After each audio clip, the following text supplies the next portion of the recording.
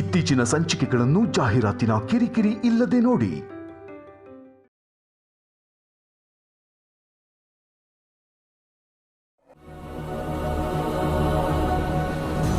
ಹಾಗೆಲ್ಲ ಯೋಚನೆ ಮಾಡಬೇಡ ಕಲ್ಯಾಣಿ. ಶೌರ್ಯನಿಗೆ ಗೊತ್ತಾದ್ರೆ ನಿನ್ನನ್ನು ಕ್ಷಮಿಸೋದೇ ಇಲ್ಲ. ನನ್ನ ಕ್ಷಮಿಸ್ಲಿಲ್ಲ ಅಂದ್ರೂ ಪರವಾಗಿಲ್ಲಮ್ಮ, ಆದ್ರೆ ಮಗು ಮಾತ್ರ ಬದುಕಿರಬಾರದು. ನೀನು ಈ ಮನೆಯಿಂದ ಹೊರಗಡೆ ಹೋಗ್ಬೇಕು.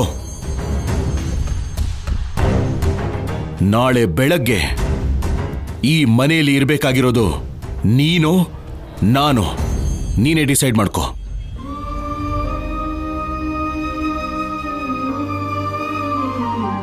ಬೇಜಾರು ಮಾಡ್ಕೋಬೇಡ ಪಾರ್ವತಿ. ಕೆಲವು ಸಾರಿ ನಾವು ಕಣ್ಣಿಂದ ನೋಡಿದ್ದನ್ನು ಕೂಡ ನಂಬಾರ್ದು. ಇಷ್ಟು ದಿನ ಕಲ್ಯಾಣಿ ಮೇಲೆ ತೋರಿಸಿದ್ದೆಲ್ಲ ಪ್ರೀತಿನೇ ಅನ್ಕೊಂಡಿದ್ವಿ. ಆದ್ರೆ ಸಂಪದ ಬರ್ತಿದ್ದ ಹಾಗೇನೆ ಹೀಗೆ ಬದಲಾಗಿ ತನ್ನ ಮಾತನ್ನ ವೇದವಾಕ್ಯ ಮಾಡ್ಕೋತಾನೆ ಅಂತ ನಾನು ಅನ್ಕೊಂಡಿರ್ಲಿಲ್ಲ.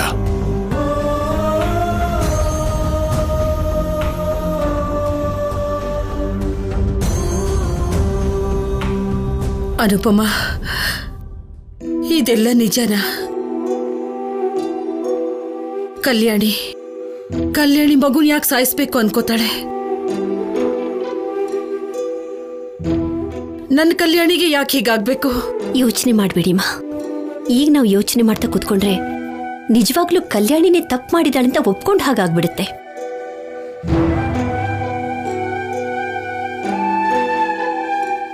ಇದೇನ್ ಅನುಪಮ, ಮನೆಯಲ್ಲಿ ಹಿರಿಯಳಾಗಿದ್ದೀನಷ್ಟೇ. ಹೆಮ್ಮೆಯಿಂದ ಹೇಳ್ಕೊಳ್ಳೋದಕ್ಕೆ ಒಂದು ಒಳ್ಳೆ ಕೆಲಸ ಕೂಡ ಮಾಡಕ್ಕಾಗ್ಲಿಲ್ಲ. ಹಿಂದೆ ನಿನ್ನ ಜೀವನ ಹಾಳಾದಾಗ ಕೂಡ ಅದನ್ನ ತಡೆಯೋಕ್ಕಾಗ್ಲಿಲ್ಲ. ನನ್ನ ಮಗ ಮಾಡಿದ ತಪ್ಪನ್ನ ಸರಿಪಡ್ಸಕ್ಕಾಗ್ಲಿಲ್ಲ ನನ್ನಿಂದ. ನಿನ್ ಹಣೆ ಬರ ಇಷ್ಟೇ ಅಂತ ಸುಮ್ಮನಾದೆ.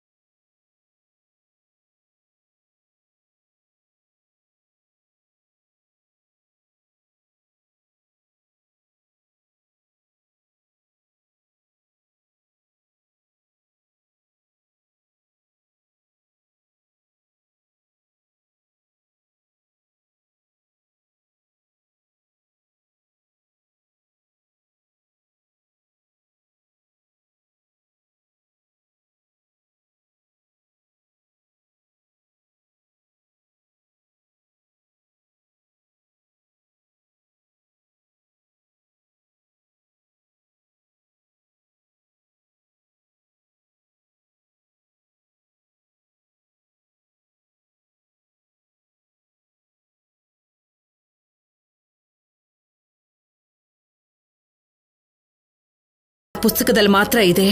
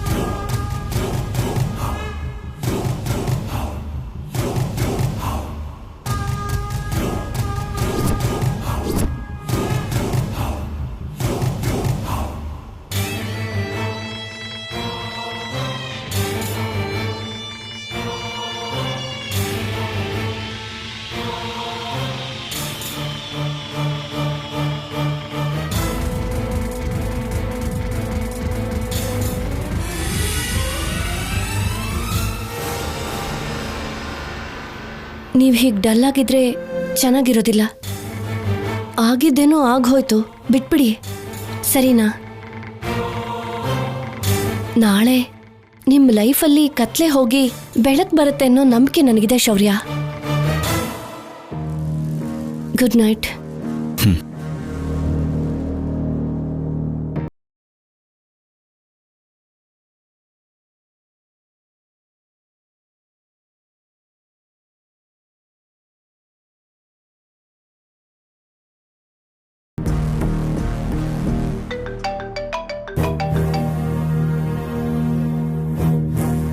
ಹಲೋ ಸಿದ್ದು, ನಮ್ ಪ್ಲಾನ್ ಸಕ್ಸಸ್. ನಾಳೆ ಕಲ್ಯಾಣಿ ಮನೆಯಿಂದ ಹೊರಗಡೆ ಹೋಗ್ತಿದ್ದಾಳೆ. ಏನ್ ಸ್ಯಾಮ್ ನೀನು ಹೇಳ್ತಿರೋದು? ಹೌದು ಸಿದ್ದು, ಇಲ್ಲಿ ಏನ್ ನಡೀತು ಅಂದ್ರೆ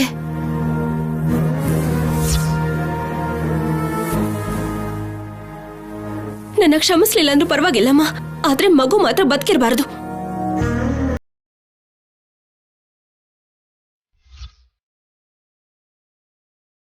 ನಾನಂತೂ ಈ ಮನೇಲಿರೋದಕ್ಕೆ ಬಿಡೋದಿಲ್ಲ.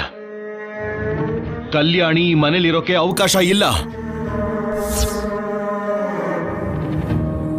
ನಾಳೆ ಬೆಳಗ್ಗೆ ಈ ಮನೆಯಲ್ಲಿ ಇರಬೇಕಾಗಿರೋದು ನೀನು ನಾನು. ನೀನೇ ಡಿಸೈಡ್ ಮಾಡ್ಕೋ. Super Sam. ಸೊ ನಾಳೆ ನೀನು ಅವಳನ್ನ ಹೇಗಾದ್ರೂ ಸಾಯಿಸ್ಬಿಡ್ಬೇಕು, ಮಿಸ್ ಆಗ್ಬಾರ್ದು.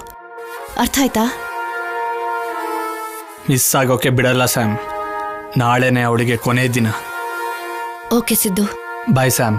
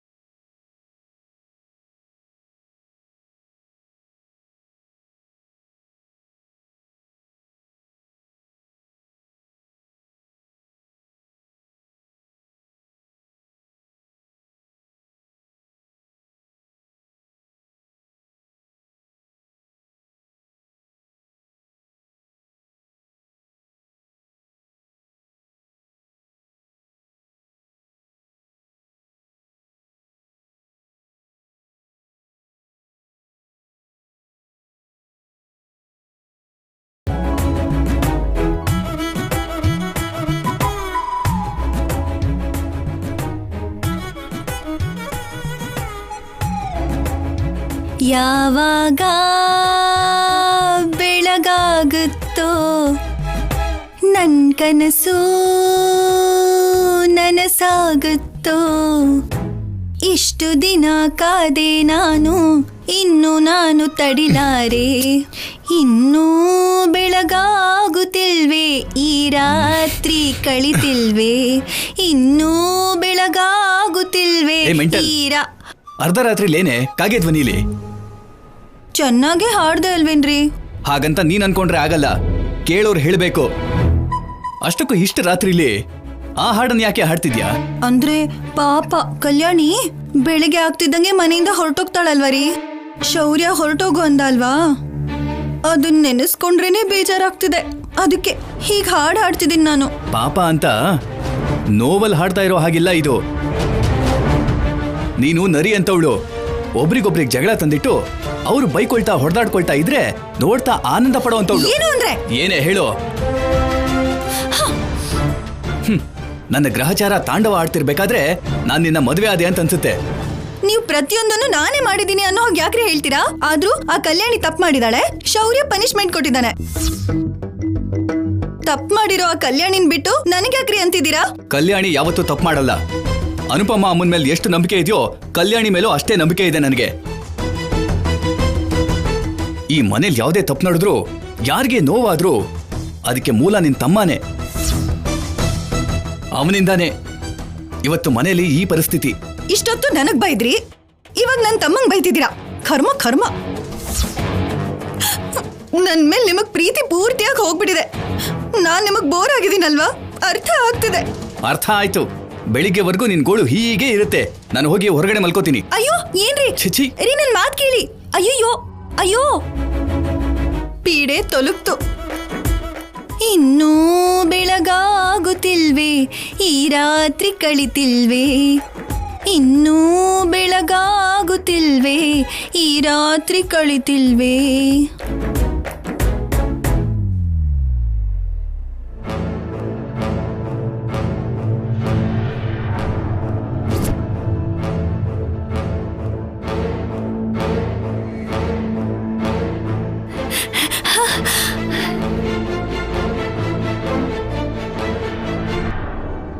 ಇಷ್ಟೊತ್ತಿಗಾಗ್ಲೇ ಆ ಕಲ್ಯಾಣಿ ಮನೆಯಿಂದ ಹೊರಟೋಗಿರ್ತಾಳೆ. ಇಷ್ಟು ಒಳ್ಳೆ ದಿನ ಕೂಡ ಕುಂಕರ್ಣನ್ ಹಾಗೆ ಮಲ್ಕೊಂಡಿದ್ಯಲ್ಲೇ ಪಲ್ಲವಿ. ಹೋಗು, ಹೋಗ್ ನೋಡು, ಸಂತೋಷ ಪಡು.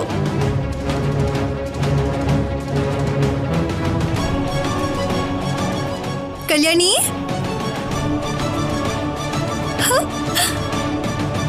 ಯಾಹೂ, ಆ ಕಲ್ಯಾಣಿ ಮನೆಯಿಂದ ಹೊರಟೋಗಿದ್ದಾಳೆ. ಈ ಖುಷಿನ ಯಾರ ಹತ್ರ ಆದ್ರೂ ಹಂಚ್ಕೋಬೇಕು, ಇಲ್ಲಾಂದ್ರೆ ನನ್ನ ಹೊಟ್ಟೆ ಉಬ್ಬು ಹೋಗುತ್ತಮ್ಮ. ಯಾರಿಗ್ ಹೋಗಿ ಹೇಳಿ? ಇನ್ಯಾರಿದ್ದಾರೆ?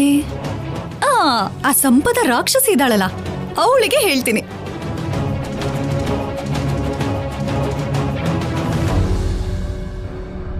ಸಂಪದ, ಸಂಪದ, ಎದ್ದೇಳು ಸಂಪದ, ಎದ್ದೇಳು. ಅಬ್ಬಾ, ಏನ್ ಚಿಕ್ಕಮ್ಮ ಬೆಳಗ್ಗೆನೆ ನಿನ್ ಗೋಳು? ಕಮಾನ್, ಡ್ಯಾನ್ಸ್ ವಿತ್ ಮೀ ಬೇಬಿ. ಕಮಾನ್ ಕಮಾನ್, ಎದ್ದೇಳು ಸಂಪದ. ಕಮಾನ್ ಕಮಾನ್ ಕಮಾನ್ ಕಮಾನ್, ಡ್ಯಾನ್ಸ್.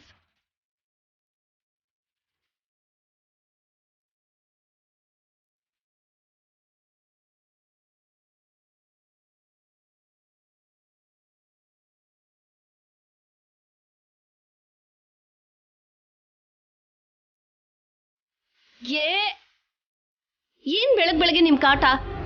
ಏನು ನನ್ ಖುಷಿ ನಿನಗೆ ಕಾಗೆ ಕಾಟದಾಗಿದ್ಯಾ? ಏನು ಅಂತ ಹೇಳಿ ಚಿಕ್ಕಮ್ಮ. ನಿನ್ ಸೌತಿ ಮನೆಯಿಂದ ಹೊರಟೋದ್ಲು. ನಿಜನ ಚಿಕ್ಕಮ್ಮ? ಪ್ರಾಮಿಸ್? ಆಣೆ ಮಾಡಿ ಒಂದ್ ಮಾತು, ಆಣೆ ಮಾಡದೆ ಒಂದ್ ಮಾತು ಹೇಳಲ್ಲ ಈ ಪಲ್ಲವಿ. ಎಂತ ಶುಭವಾರ್ತೆ ಹೇಳಿದ್ರಿ ಚಿಕ್ಕಮ್ಮ. ನಿಮ್ಗೋಸ್ಕರ ಇವತ್ತು ನಾನು ಪಾಯಸ ಮಾಡ್ತೀನಿ.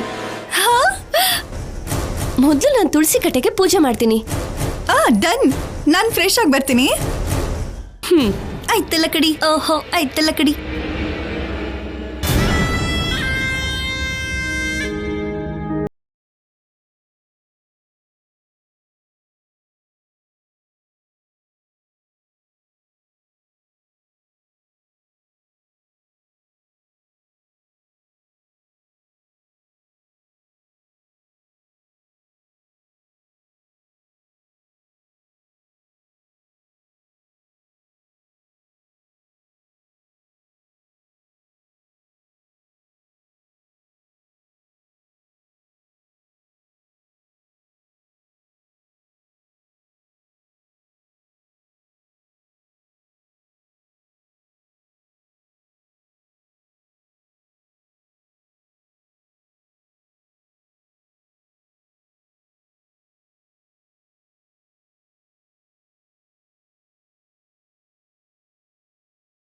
ಕೆಳಗಡೆ ಬಿದ್ದಾಗ ಅಪಶಕ್ನ ಅಂದಾಗ ಏನೋ ಚಿಕ್ಕ ಸಮಸ್ಯೆ ಆಗ್ಬೋದು ಅನ್ಕೊಂಡಿದ್ದೆಮ್ಮ. ಆದ್ರೆ ನನ್ನ ಜೀವನನೇ ಇಂಥ ಬಲೆಯಲ್ಲಿ ಸಿಕ್ಕಾಕೊಳ್ಳುತ್ತೆ ಅಂತ, ನನ್ನ ಗಂಡನಿಂದ ನಾನು ದೂರ ಆಗ್ತೀನಿ ಅಂತ ಕನ್ಸಲು ಅನ್ಕೊಂಡಿರ್ಲಿಲ್ಲಮ್ಮ. ಯಾರೋ ಮಾಡಿದ ತಪ್ಪಿಗೆ ನನಗೆ ಯಾಕಮ್ಮ ಇಷ್ಟು ದೊಡ್ಡ ಶಿಕ್ಷೆ ಕೊಡ್ತಿದ್ಯಾ?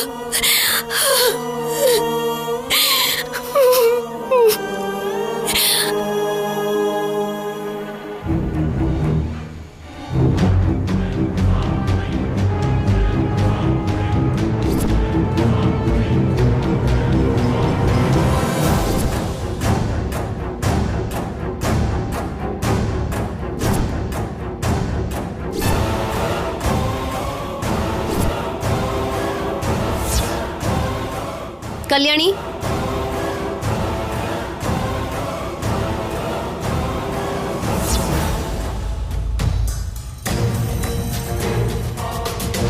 ನೀನು ಒಳಗಡೆ ಎಲ್ಲೂ ಕಾಣಿಸ್ತಾ ಇದ್ದಿದ್ದಕ್ಕೆ ಬೆಳಗ್ಗೆ ಆಗೋಷ್ಟರಲ್ಲಿ ಗಂಟು ಮುಟ್ಟೆ ಕಟ್ಕೊಂಡು ಓಡೋಗಿರ್ತೀಯ ಅನ್ಕೊಂಡೆ. ಯಾಕೆಂದ್ರೆ ಶೌರ್ಯ ನಿನ್ ಮುಖ ಕೂಡ ನೋಡೋದಕ್ಕೆ ಇಷ್ಟ ಇಲ್ಲ ಅಂತ ಗೆಟ್ ಔಟ್ ವಾರ್ನಿಂಗ್ ಕೊಟ್ನಲ್ಲ.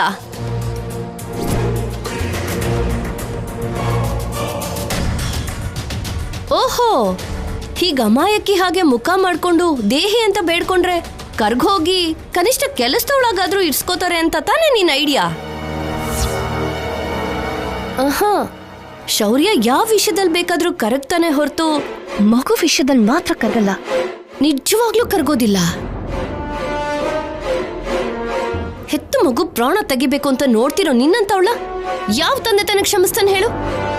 ಸಂಪದ, ಇದು ತುಂಬಾನೇ ಅನ್ಯಾಯ ಸಂಪದ. ಅಷ್ಟಕ್ಕೂ ನೀನ್ ಮಾಡ್ತಿರೋದು ತುಂಬಾ ದೊಡ್ಡ ತಪ್ಪು. ಚಿಕ್ಕ ಮಗು ಪ್ರಾಣದ ಜೊತೆ ಆಟ ಆಡ್ದೆ, ನನ್ನ ಸಿಕ್ಕಾಕಿಸ್ದೆ. ಹೆಚ್ಚು ಕಮ್ಮಿ ಆಗಿ ಮಗು ಒಂದೇ ಒಂದು ತುತ್ತು ತಿಂದಿದ್ರೆ ಎಷ್ಟು ರಾಕ್ಷಸಿಯಾಗಿ ಯಾವ ತಾಯಿನೂ ನಡ್ಕೊಳ್ಳೋದಿಲ್ಲ. ನನಗ್ ಗೊತ್ತು, ಖಂಡಿತವಾಗ್ಲೂ ಮಗುಗೆ ಎತ್ತಿಟ್ಟಿದ್ದ ಅನ್ನದಲ್ಲಿ ವಿಷನ ನೀನೇ ಬೆರೆಸಿ ಆಫೀಸರ್ ದೃಷ್ಟಿನಲ್ಲಿ ನಾನ್ ಕೆಟ್ಟೋಳಾಗೋ ಹಾಗೆ ಮಾಡ್ದೆ.